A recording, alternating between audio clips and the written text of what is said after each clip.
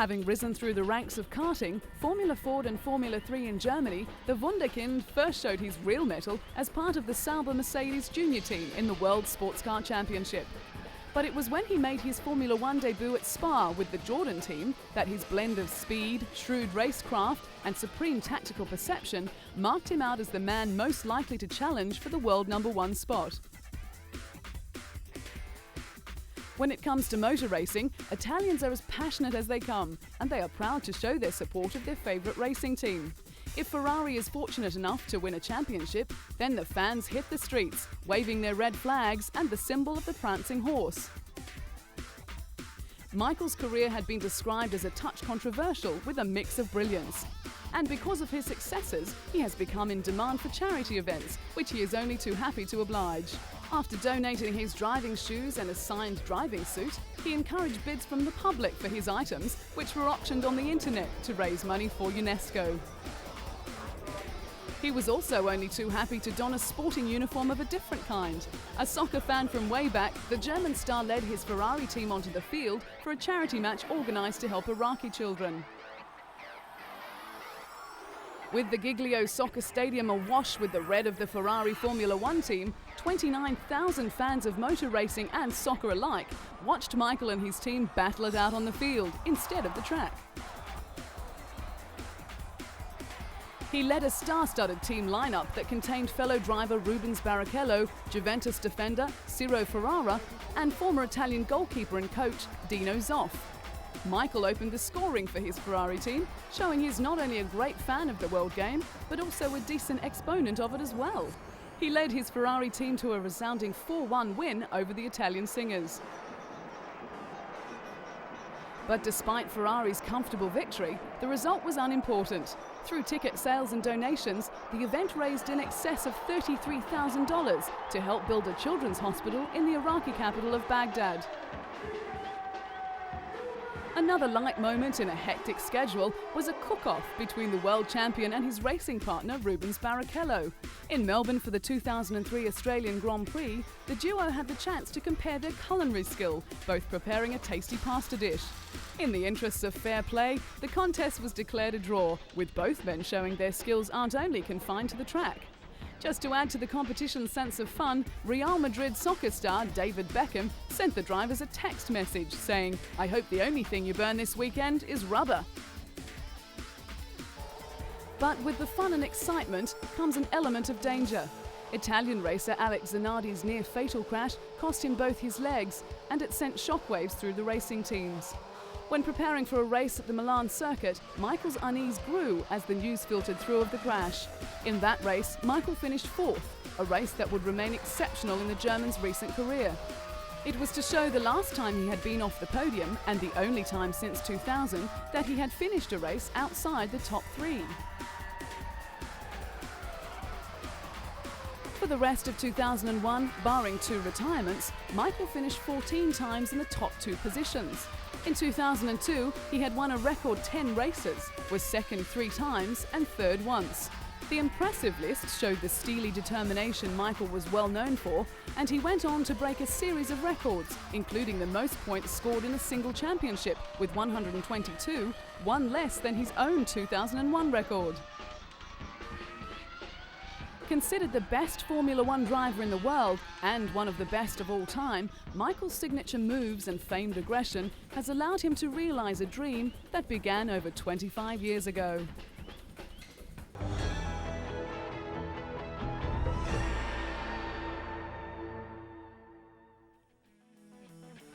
Racing certainly runs in the Schumacher family, with Michael's younger brother Ralph driving for the BMW Williams team. Debuting with Jordan, Ralph found his time there frustrating, and it wasn't long before he was looking for another drive. So in 1999, he made the move to Williams and made a name for himself in the world of Formula 1. The name Schumacher certainly attracts plenty of attention, on and off the racing track. When Ralph married his wife Cora, the Formula 1 driver made an impressive entrance by flying to the church in a helicopter. With fans lining the street outside the church in Austria, Ralph and his bride emerged from the church to the waiting crowd. The year before, the couple had married in a low-key civil ceremony without family and friends. But this time, big brother Michael was asked to be the best man, and he was happy to oblige. After the event, Michael slipped out the back entrance while Ralph and his wife posed for pictures before leaving for Cologne. The world of Formula One is big business, with many promotional days planned for racing enthusiasts. When Ralph was in Russia, he found the time to support the Formula One Driving Day, which was set up to promote safer driving in Moscow. Road fatalities are commonplace in the Russian capital, and it seemed appropriate to see a Formula One driver at the wheel whilst navigating the dangerous roads. Ralph was only too happy to pass on his wisdom, but had to swap his racing car for a more modest mode of transport before signing a few autographs for the F1 fans. Formula One racing is an extremely dangerous sport, and the Williams team has experienced plenty of tragedy in their history. But with Ralph at the wheel, he has brought a new lease of life, bringing his determination and sheer skill to the famed racing team. It is a combination that has won the admiration of Formula One fans around the world.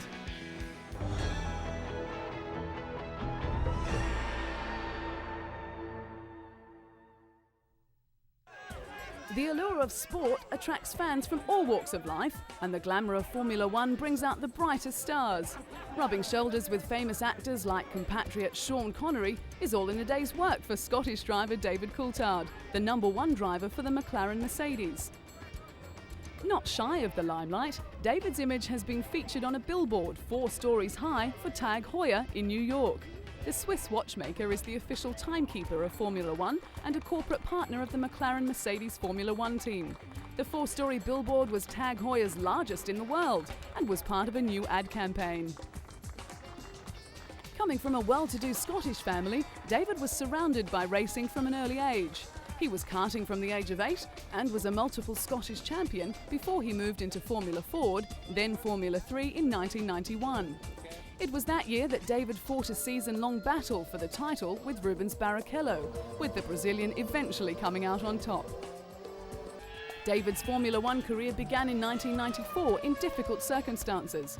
He was thrust into the spotlight when he replaced the legendary Ayrton Senna after his fatal crash. At the time, David was driving for the Williams team, who were dominating the sport at the time, and was sharing a seat with Nigel Mansell. The next season with Williams, driving alongside Damon Hill, David won his first Grand Prix in Portugal, beating both Michael Schumacher and his own teammate, finishing 3rd for the season with 49 points.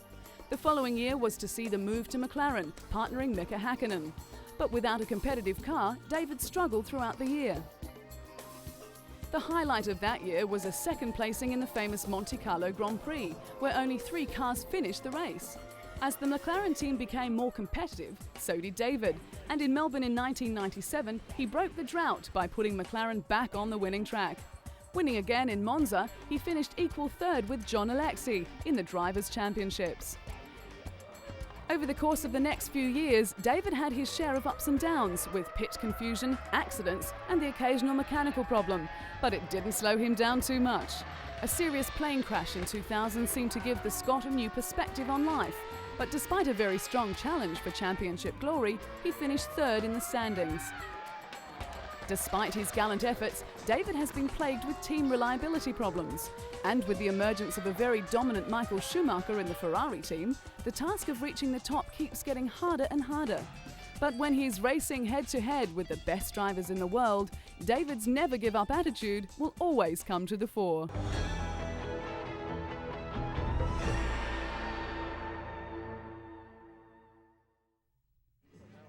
On a 4-day Ferrari team skiing holiday at the Madonna di Campiglio resort in Italy, Rubens Barrichello and his teammates made the most of the pre-season getaway. At a go-kart race on ice, Rubens put all his past skills of karting to the test as he, teammate Michael Schumacher and test driver Luciano Berti raced each other, displaying their usual skill and aggression and even finding time for a trick or two on the way. Nearing the end, the trio crossed the finish line together, bringing back memories of the controversial finish at the Indianapolis Grand Prix in 2002 that had fans up in arms and team orders banned. But controversy aside, Rubens has amazing talent. His debut season in 1993 with Formula One was sensational. He may not have ended the season with the points tally that he deserved, but he certainly proved that he was one of the best drivers in wet conditions, as well as entirely competent in the dry.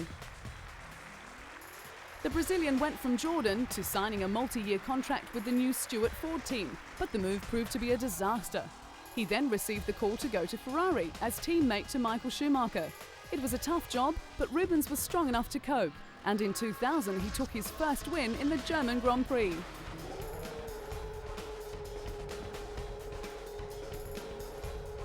Before arriving at Ferrari though, Rubens had put in many hard years. The Jordan team began to suffer from reliability problems, even though the Brazilian had some brilliant results. 1996 proved to be a disappointing year, and Rubens parted ways with the Jordan team. Signing with Stuart Ford proved no better, with engines failing, despite the return of his personal performance. A superb second place at Monaco in 1997, one of the few times the car actually made it to the line, was a testament to his speed in wet weather conditions. But Rubens needed a car that would enable him to finish a race in order to make any progress as a driver, as well as to motivate himself, and he found that with Ferrari. But since joining the influential Ferrari team, the FIA pressed new rule changes designed to make Formula One cheaper and more exciting. With the spiralling costs required to compete at the highest level, the governing body announced a deal to keep the circuit from shrinking to 8. But the sport's richest teams, like Ferrari and Williams, balked at some of the ideas.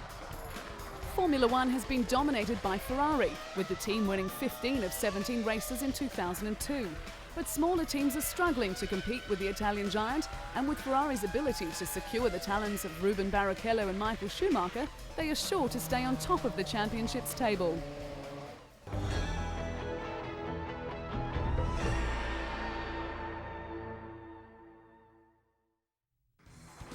Two-time Formula One champion Mika Häkkinen retired in 2002, ending a career that spanned for more than a decade. Mika, the elder flying Finn, who had 20 Grand Prix wins in his 11-year and 161 race career, decided to quit at the 2001 Monaco Grand Prix, but was persuaded by team principal Ron Dennis to take some time to think it over. But the sabbatical failed to change his mind, and when the Finn visited the Monaco Grand Prix, it only strengthened his original decision. Mika and his former racing partner David Coulthard spent 6 seasons together in the longest Formula One partnership to date, and the Scot was sorry to see his friend go. But as sad as it was to leave the sport he loved, a relaxed Mika now spends his time between Monaco and Finland, enjoying his young son Huber and wife. With the hope of more children in the future, Mika has found a lifestyle worth enjoying. Retirement meant that the 2001 Indianapolis Grand Prix will go down in history as the Finn's last victory, as well as one of his most satisfying. The decision was more about, the time I want to spend with the family, to see the Hugo growing, spend time with my wife, and I simply also didn't want to hurt myself. I've been so much through in my career in Formula One, particularly in '95, so I did achieve so much. I thought it's not worth it anymore to push your luck further. Throughout his time at McLaren, he made a lifelong friend in team boss Ron Dennis. Ron stood by him after a near-fatal crash at the 1995 Australian Grand Prix in Adelaide, when the Finn speared into a wall at high speed in practice. Mika suffered head injuries and nearly suffocated until quick surgery by trackside doctors cleared his airways. But once racing is in the blood, it is hard to get it out of the system. And with 2 Formula One World Championships already under his belt, the retired 34-year-old decided to test himself on 4-wheeled racing of a different kind. The opportunity to race in his home rally just held too much appeal. Mika completed 3 days of practice on the frozen Kemijoki River in the north of Finland for his guest appearance as a Mitsubishi driver in the Arctic Rally. He admitted that he was enjoying the format immensely, but was also acutely aware of the difference between the driving styles and the pressures involved. He realized that having a world championship in one discipline did not mean a prospective championship in the other. But the talented driver always wanted to try rally driving, and when the opportunity came up at the right time, Mika was willing to give it a go. And if all went well, then he would consider taking part in further rallies. For a rookie, he had plenty of talent and pedigree on his side, with more Finns having won the World Rally Championship than anyone else since the series began in the late 1980s. And when it comes to pedigree, Mika tops the list. His first win in Formula One opened a floodgate, and he took 8 victories in 1998 to beat Ferrari's Michael Schumacher to the championship by 14 points. He repeated the feat in 1999, beating Ferrari's Eddie Irvine to the title by 2 points after Michael Schumacher broke his leg at Silverstone. But the German was determined to get back into racing against Mika, rating him as his most competitive opponent on the circuit. The back-to-back World Championships powered the Finn into the select band of the world's greatest drivers. He joined 6 other luminaries who have achieved this feat, including Alberto Ascari, Juan Manuel Fangio, Jack Brabham, Alain Prost, Ayrton Senna and Michael Schumacher. In his final season, the Finn's thoughts were clearly elsewhere, and he finished 5th overall, despite wins at Indianapolis and Silverstone. Both victories came after he had made up his mind to quit.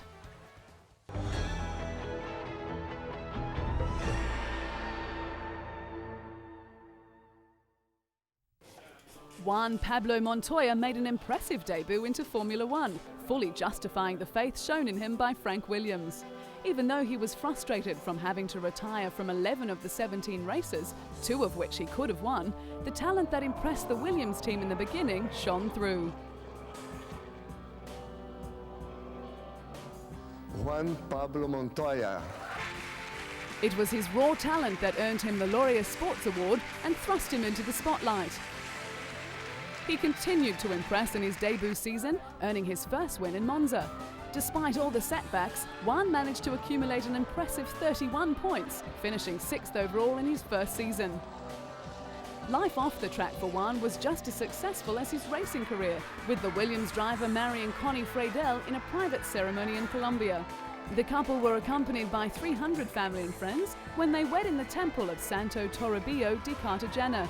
With Colombia suffering from constant violence, the area was surrounded by security agents and hovering police helicopters. Returning to his home country, the Formula One driver was inundated with well-wishers, including a call from Colombian President Alvaro Uribe. When Juan had the opportunity to trade places with NASCAR champion Jeff Gordon, he grabbed it wholeheartedly. Jeff drove the BMW Williams, and Juan turned laps in the NASCAR Winston Cup car at the Indianapolis Motor Speedway's infield road course. This was the first time the 2 racing stars had driven their respective cars, and it was an event they fully enjoyed. In the event named Trading Paint, Jeff, a 4-times NASCAR champion, and Juan, fresh off a Formula One victory at Monaco, burned up the circuit. Even though the racing was competitive, the day was a break from the grind of Formula One. After the ride, Juan joked that he thought there was not enough braking power in the stock car and that he needed a parachute to stop. It wasn't long before it was back to the serious business with Williams, and with the dominance of Ferrari and Michael Schumacher, the Williams team was looking for a boost. Founded by Frank Williams in the late 1960s, a lack of financial support made success difficult to achieve. The team's first win came at Silverstone in 1979, followed by a Drivers' Championship for Alan Jones and a Constructors' title in 1980. In 1986, Frank Williams was involved in a road accident which left him paralysed. Despite the trauma, the Williams drivers, Mansell and Piquet, dominated, with Alain Prost claiming the championship. Frank realised a dream when he signed Ayrton Senna, but it turned into a nightmare when the brilliant Brazilian driver was killed at Imola. This left Damon Hill in the driver's seat, winning the title in 1996. It was in 1999 when Frank acknowledged the talent of Juan, organising a swap deal for the Colombian to take up the role in the Chip Ganassi team. There he flourished, taking the kart title in his rookie year. He claimed 7 wins throughout the season, as well as 7 poles, becoming the youngest champion in the history of the sport. Although Frank Williams wanted Juan back for the 2000 season, he remained with the kart series. He also went on to win the Indianapolis 500 on his very first attempt. Returning to Williams in 2001 to partner Ralf Schumacher, Juan saw his first Formula One victory. He secured several podium finishes and 3 pole positions in his debut season. A tussle with Michael Schumacher when the Colombian refused to back down to the German, and a fierce confrontation with Jacques Villeneuve caused quite a stir on the track, and his aggressive driving style has become a trademark for the fiery Williams driver.